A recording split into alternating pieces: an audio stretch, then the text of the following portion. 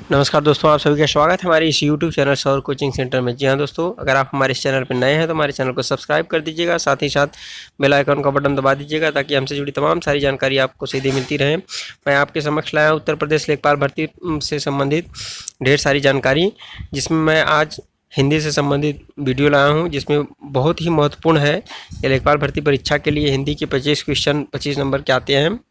तो उसमें मैं आदिकाल से संबंधित कई वस्तुनिष्ठ प्रश्नों को लेकर के प्रस्तुत हूँ।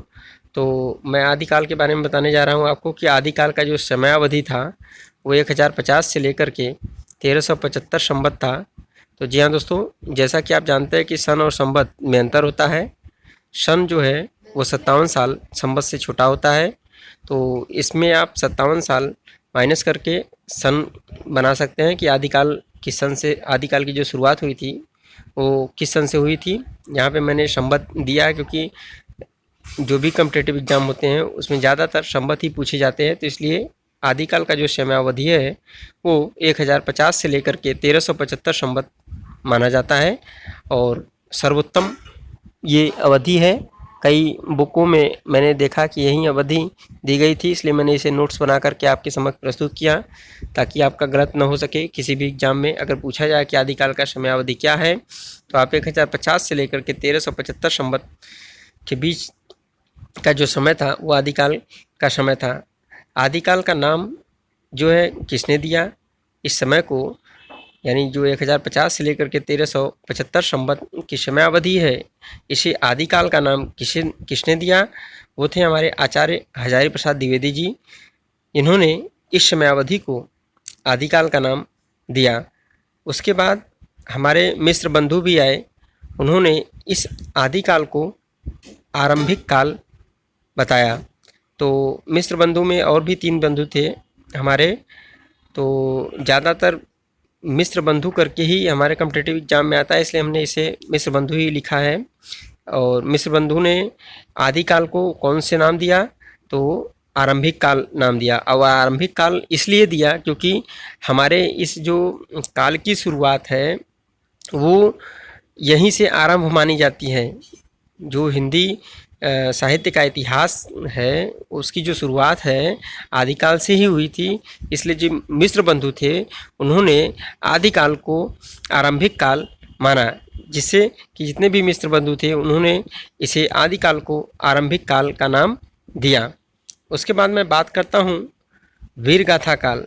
तो कुछ समय बीता, उसके बाद रामचंद्र शुक्ल जी आए और उन्होंने इसे वीर गाथा काल की संज्ञा दी। आदिकाल का जो समय था जिसे 1050 से लेकर के 1375 संवत तक का समय जो था, उस समय आचार्य हजारी प्रसाद द्विवेदी जी ने इसे आदिकाल का नाम दिया था। कुछ समय पश्चात मिस्र बंधुओं ने इसे आरंभिक काल का नाम दिया।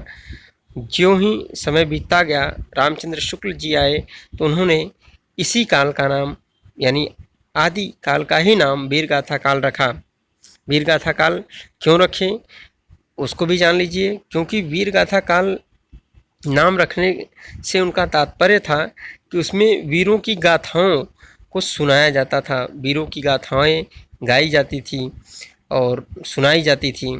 इसलिए रामचंद्र शुक्ल ने इस आदिकाल के समयावधि को वीरगाथा काल की संज्ञा दी और वीरगाथा काल कहे। उसके बाद कुछ समय पश्चात जब विश्वनाथ प्रसाद जी आए तो इसे वीरकाल की संज्ञा दी। वीरकाल और वीरगाथा काल दोनों में अंतर है। वीरकाल मतलब वीरों का काल, वीरों की समयावधि, वीरों की शुरुआत जहाँ से हुई उसे वीरकाल कहते हैं। और वीरगाथा काल मतलब वीरों की गाथाएं। तो इस तरीके से वीरगाथा काल और वीरकाल में अंतर है। तो वीरगाथा काल को जान लीजिए कि रामचंद्र शुक्ल ने आदिकाल का नाम वीरगाथा काल रखा और विश्वनाथ प्रसाद मिश्र जी ने आदिकाल को वीरकाल की संज्ञा दी।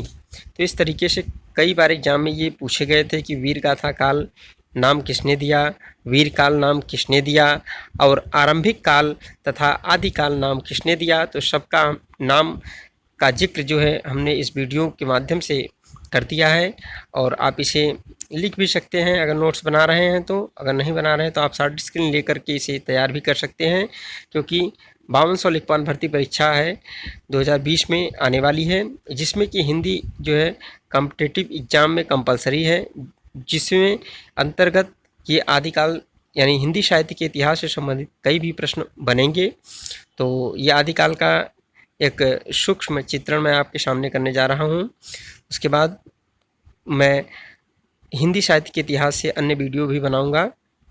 तो एक बार मैं आपको रिवाइज कर देना चाहता हूँ, रिमाइंड कर देना चाह रहा हूँ आपके दिमाग में कि अगर आप हमारे इस चैनल पर नए हैं तो हमारे चैनल को सब्सक्राइब कर दीजिए, ताकि हमसे जुड़ी तमाम सारी जानकारी आप तक सीधे पहुँचती रहे।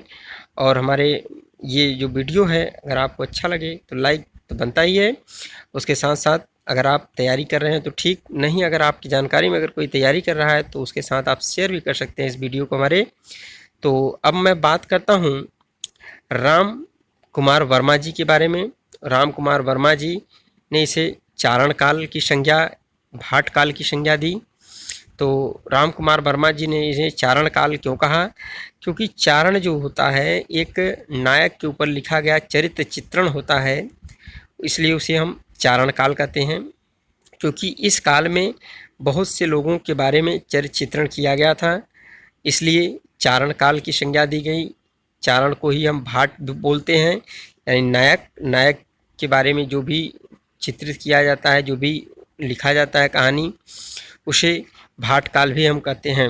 उसके बाद हम बात करते हैं राहुल सांस्कृत्यायन की। तो राहुल सांस्कृत्यायन जी ने सिद्ध सामत काल नाम दिया, आदिकाल को सिद्ध सामत काल नाम दिया। तो सिद्ध सामत काल से तात्पर्य है कि ये जो राहुल जी हैं, राहुल सांस्कृत्यायन जी हैं, इनकी जो भी लिखी गई रचना है वो ज़्यादातर तीर्थ यात्री है, घुमक्कड़ी है। जैसे कि राहुल सांस्कृत्यायन जी ने लिखा है कि अधातों की घुमक्कड़ जिज्ञासा, जैसा कि आप लोग जानते हैं कि अधातों की घुमक्कड़ जिज्ञासा है, यानी घुमक्कड़ी प्रवृत्ति की जितनी भी रचनाएं हैं वो राहुल सांस्कृत्यायन जी की थी।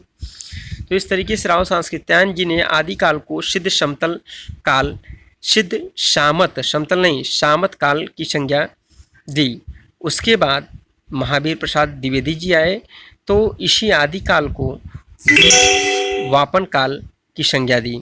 तो जी हाँ दोस्तों, इसी आदिकाल का कई नाम बदला और किन किन लोगों ने दिया, सबका जिक्र मैं इस वीडियो के माध्यम से कर देना चाह रहा हूँ। एक बार से फिर से मैं रिवाइज कर दे रहा हूँ कि आदिकाल सर्वप्रथम नाम किसने दिया? आचार्य हजारी प्रसाद द्विवेदी जी ने।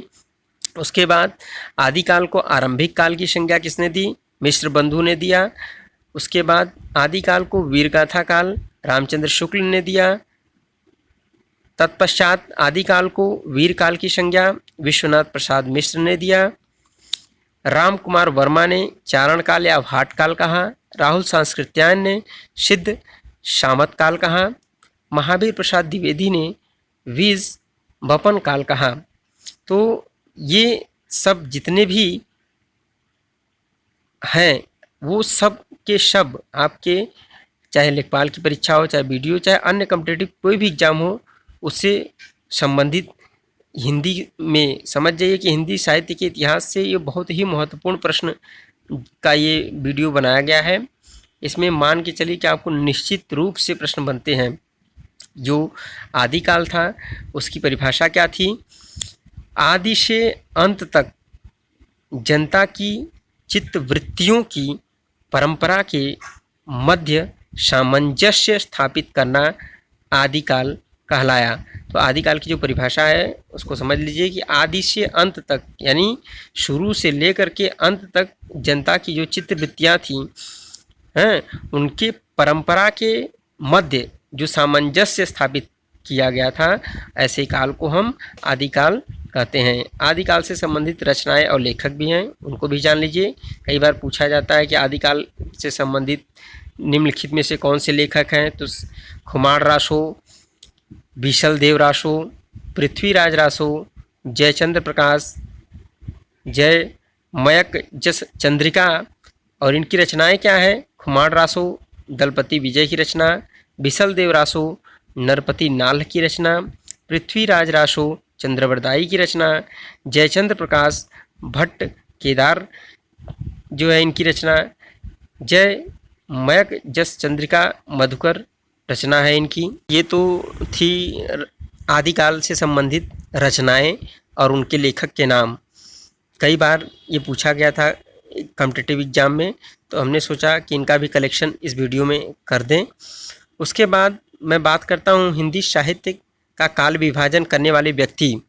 जो व्यक्ति थे कि हिंदी साहित्य का काल विभाजन किए थे, उन व्यक्तियों के नाम क्रमशः इस प्रकार हैं: आचार्य रामचंद्र शुक्ल, डॉक्टर राम बिहारी शुक्ल, राहुल संस्कृत्यायन, डॉक्टर गणपति चंद्र शुक्ल, डॉक्टर राम कुमार वर्मा। जी हाँ दोस्तों, एक बार फिर से मैं रिपीट करना चाह रहा हूँ कि हिंदी साहित्य काल का विभाजन करने वाले कौन कौन से व्यक्ति थे: आचार्य रामचंद्र शुक्ल, डॉक्टर राम बिहारी शुक्ल, राहुल संस्कृत्यायन, डॉक्टर गणपति चंद्र शुक्ल, डॉक्टर राम कुमार वर्मा। जी हाँ दोस्तों, ये तो था हमारा वीडियो आदिकाल से संबंधित। तो ये बहुत ही इम्पॉर्टेंट कलेक्शन किया गया है, कई पुस्तकों से लेकर के हमने इस कलेक्शन को किया कि आपका कोई भी प्रश्न हिंदी साहित्य के इतिहास आदिकाल से न छूट पाए। यहीं पे हमारा वीडियो समाप्त होता है। Thanks for watching this video. Please like, share and subscribe. जी हाँ दोस्तों, अगर आप हमारे चैनल पर नए हैं तो हमारे चैनल को सब्सक्राइब करना ना भूलिएगा, साथ ही साथ लाइक और शेयर भी कर दीजिएगा। धन्यवाद।